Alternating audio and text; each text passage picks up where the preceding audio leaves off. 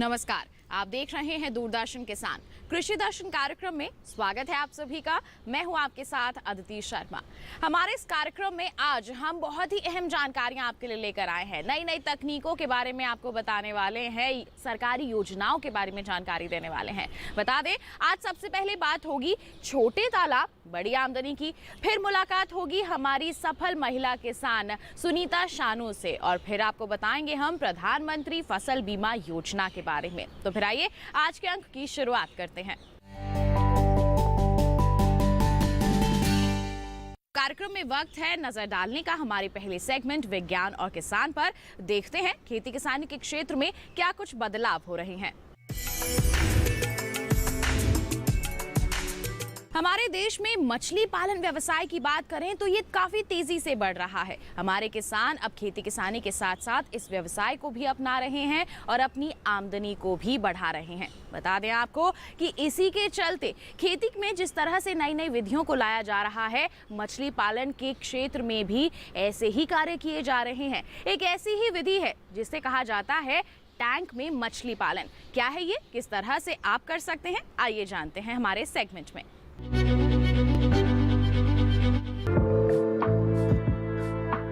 मछली प्रोटीन का एक बहुत बड़ा स्रोत है। विश्व की लगभग 1 अरब लोग अपने दैनिक भोजन में प्रोटीन की आपूर्ति मछली को अपने भोजन में शामिल करते हैं। प्राकृतिक जल स्रोतों जैसे नदियां, समुद्र से मिलने वाली मछलियों की संख्या इसकी मांग के अनुसार बहुत कम है। इस समस्या को दूर करने का उत्तम पर्याय मछली पालन है, जो बहुत से देशों में बहुत बड़े स्तर पर किया जा रहा है। संभावनाओं को देखते हुए मछली पालन की तरफ कृषकों का रुझान बढ़ने लगा है। आज हमारे देश में मछली पालन करके किसान काफी हद तक लाभान्वित हो रहे हैं। मछली पालन में लागत कम और मुनाफा अधिक है। किसान मछली पालन की शुरुआत आसानी से कर सकते हैं। मछली पालन उद्योग के लिए सबसे महत्वपूर्ण है तालाब। अगर मछली पालक के पास तालाब नहीं है तो वे सरकारी तालाब पट्टे पर लेकर मछली पालन का काम शुरू कर सकते हैं। यदि सरकारी तालाब पट्टे पर ना मिले और आपके पास जमीन है तो तालाब खुदवाकर भी ये व्यवसाय किया जा सकता है। मछली पालन को बढ़ावा देने में सरकार भी भरपूर मदद करती है। यही नहीं, सरकार ने मछली पालन को कृषि का दर्जा भी दिया है। इसके अलावा मछली पालकों को तमाम सुविधाएं भी दी जा रही है। आज बहुत से किसान मछली पालन को अपनाकर अपनी आमदनी बढ़ा रहे हैं, जिससे उनकी आर्थिक स्थिति में काफी सुधार हुआ है। देश के कुछ ऐसे भी किसान हैं जो पारंपरिक खेती के साथ साथ मछली पालन कर खुद तो लाभान्वित हुए ही हैं, साथ ही अन्य किसानों को भी मछली पालन करने के लिए प्रोत्साहित कर रहे हैं। उनमें से ही एक प्रगतिशील किसान है परवेज खान, जो उत्तर प्रदेश के बाराबंकी जिले के रहने वाले हैं। परवेज खान भी पहले अन्य किसानों की तरह पारंपरिक खेती करते थे।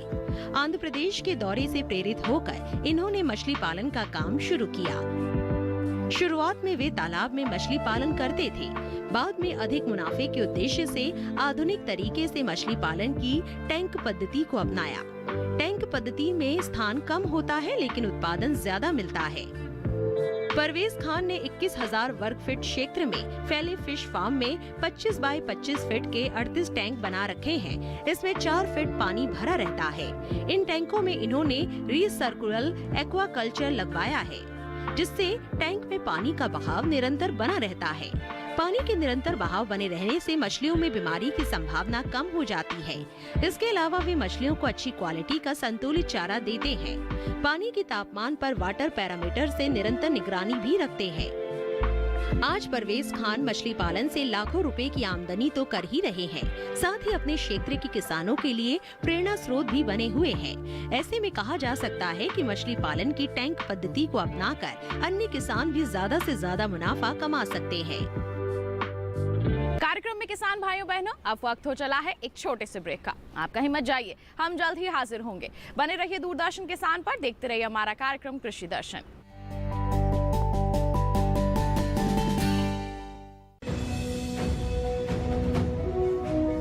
भारत सरकार का हर प्रयास किसानों को दे रहा है एक नई आस।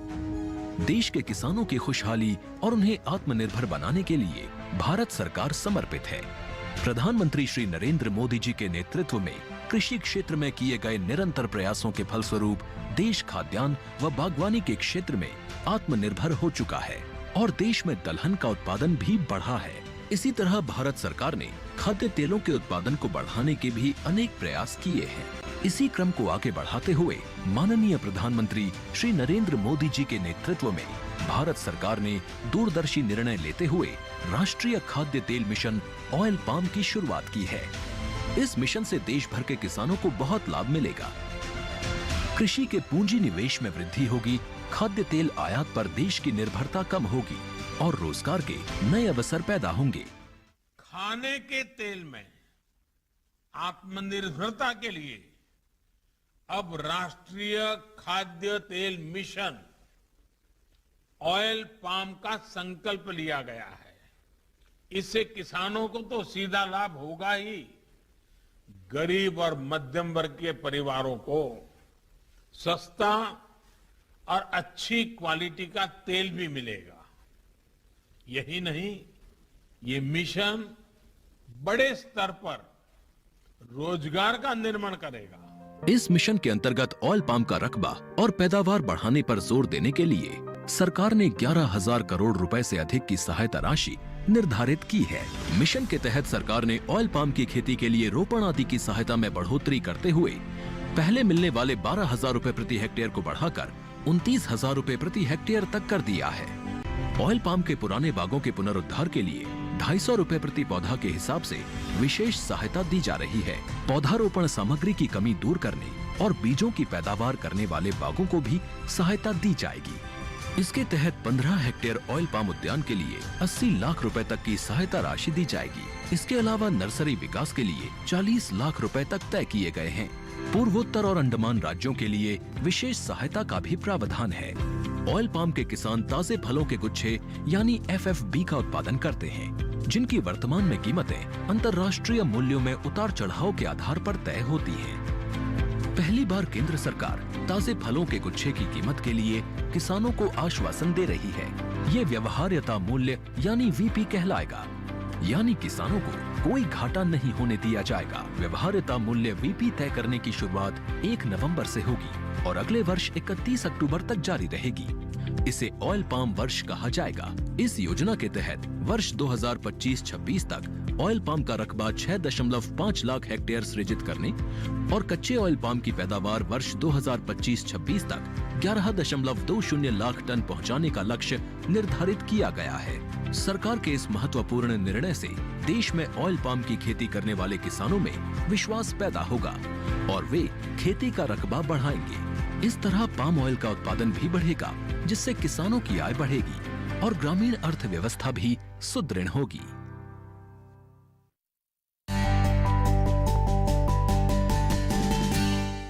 ब्रेक के बाद दूरदर्शन किसान के कार्यक्रम कृषि दर्शन में आप सभी का फिर से स्वागत है। अब कार्यक्रम में वक्त है कृषि स्टार्टअप सेगमेंट पर नजर डालने का। किसान भाइयों बहनों, कई लोग कड़ी मेहनत करते हैं ताकि वो ज़्यादा से ज़्यादा पैसा कमा सकें। कई लोग कड़ी मेहनत करते हैं कि उनका नाम हो सके, लेकिन कुछ लोग ऐसे भी होते हैं जिन्हें इस सब की ज़रूरत नहीं। वो चाहते हैं कि कृषि के क्षेत्र में या फिर कहें कि हमारे देश में विकास हो सके और साथ ही साथ वो पंख फैलाकर उड़ सके। ऐसा ही कुछ कर दिखाया है आज की हमारी सफल महिला उद्यमी ने, जिनका नाम है सुनीता शानू। क्या कुछ खास किया है इन्होंने, आइए जानते हैं। राजस्थान अपनी सांस्कृतिक विरासत के लिए तो जाना ही जाता है, अपनी शौर्य गाथाओं के लिए भी पूरे देश में उसका नाम बड़े सम्मान से लिया जाता है। सुनीता शानू का जन्म राजस्थान के पिलानी शहर के एक छोटे से गांव में 6 अगस्त 1970 को हुआ था।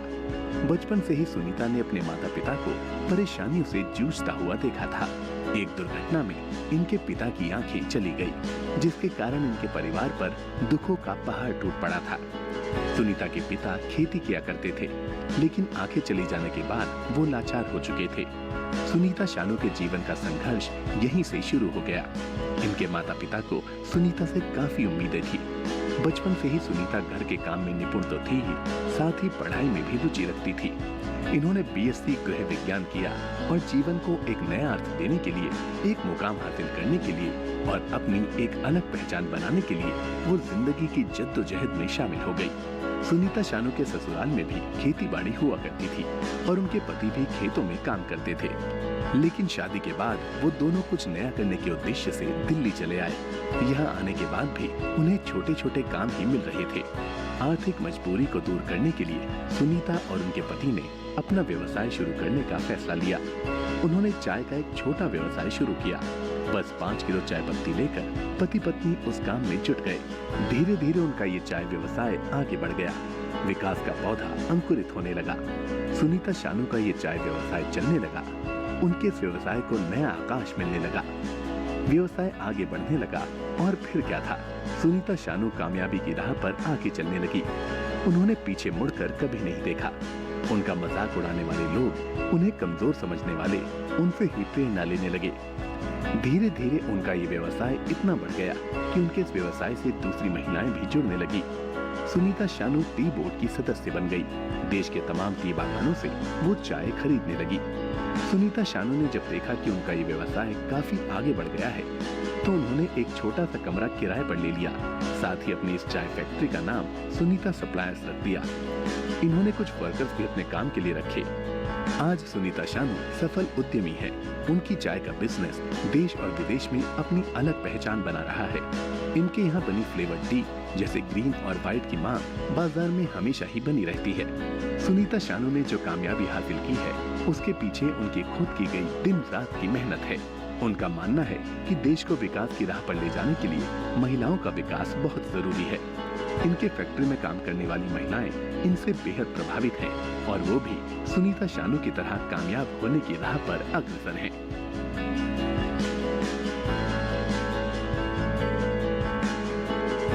अब कार्यक्रम में वक्त हो चला है एक और छोटे से ब्रेक का। आप कहीं मत जाइए, हम जल्द ही हाजिर होंगे। बने रहिए दूरदर्शन किसान पर, देखते रहिए हमारा कार्यक्रम कृषि दर्शन।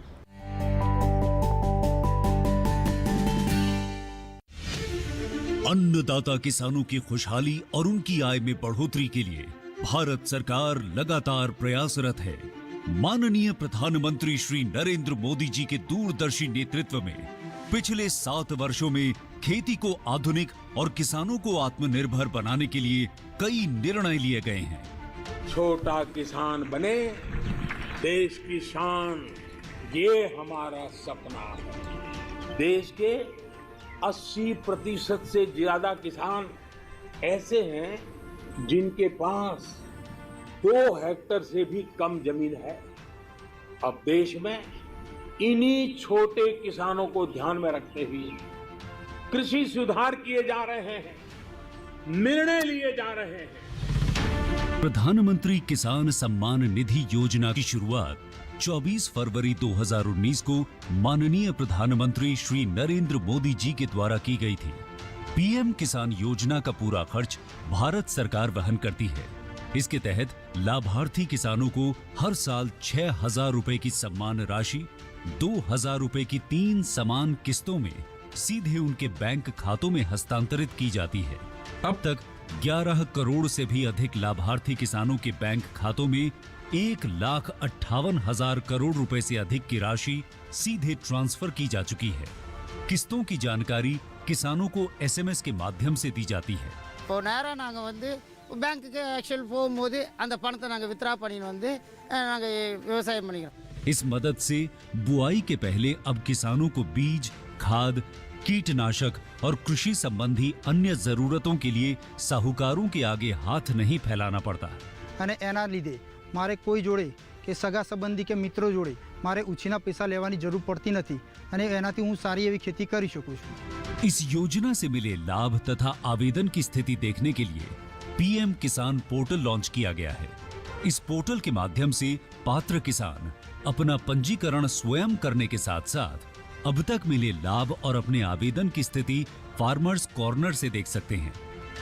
इस योजना का लाभ पात्र किसानों को ही मिल सके, इसके लिए इस प्रक्रिया को फूल प्रूफ बनाते हुए इसे आधार और इनकम टैक्स वेरिफिकेशन के साथ साथ फिजिकल वेरिफिकेशन से भी जोड़ा गया है।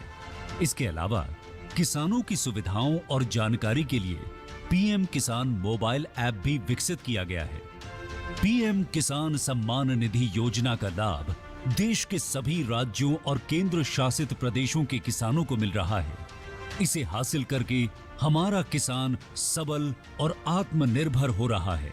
इस स्कीम ने हमारा भारत सरकार ने हमारा किसान के लिए बहुत बड़ा सम्मान दिया है।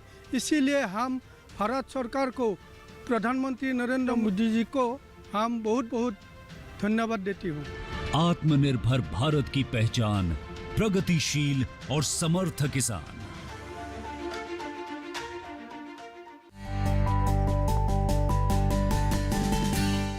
ब्रेक के बाद दूरदर्शन किसान के कार्यक्रम कृषि दर्शन में आप सभी का फिर से स्वागत है।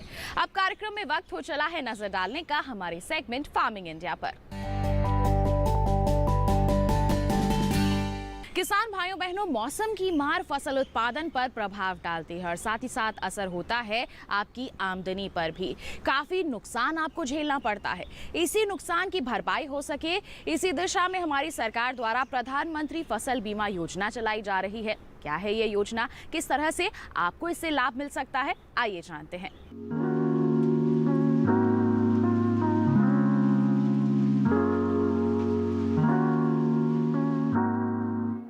प्रधानमंत्री फसल बीमा योजना के तहत प्राकृतिक आपदा, कीड़े और रोग की वजह से सरकार द्वारा अधिसूचित फसल में से किसी नुकसान की स्थिति में किसानों को फसल बीमा और वित्तीय सहायता देना मुख्य काम है।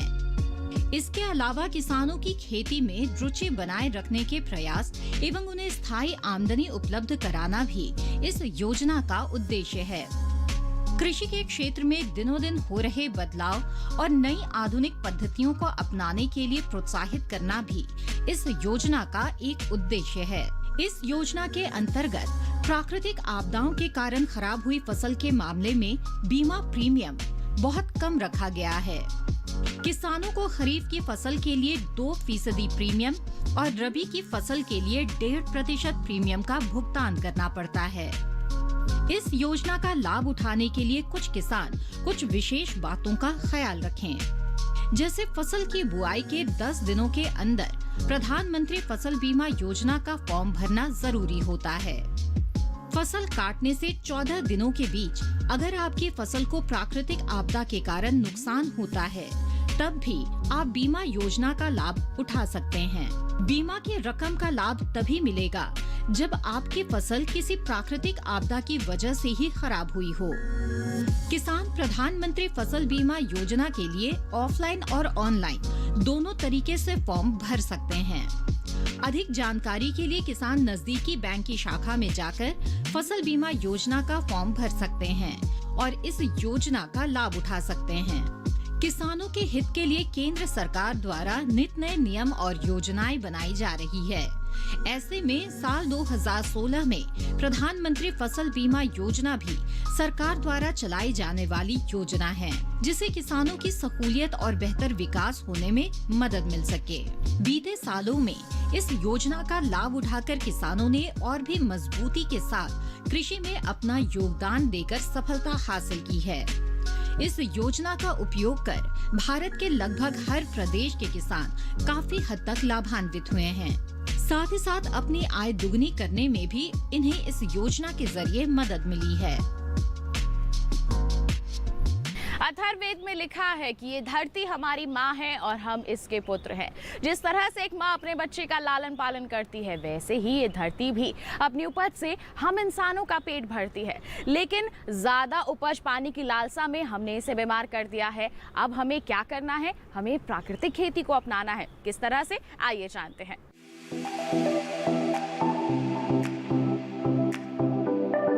रसायनों की वजह से मिट्टी की उपजाऊ शक्ति दिन ब दिन कमजोर होती जा रही है।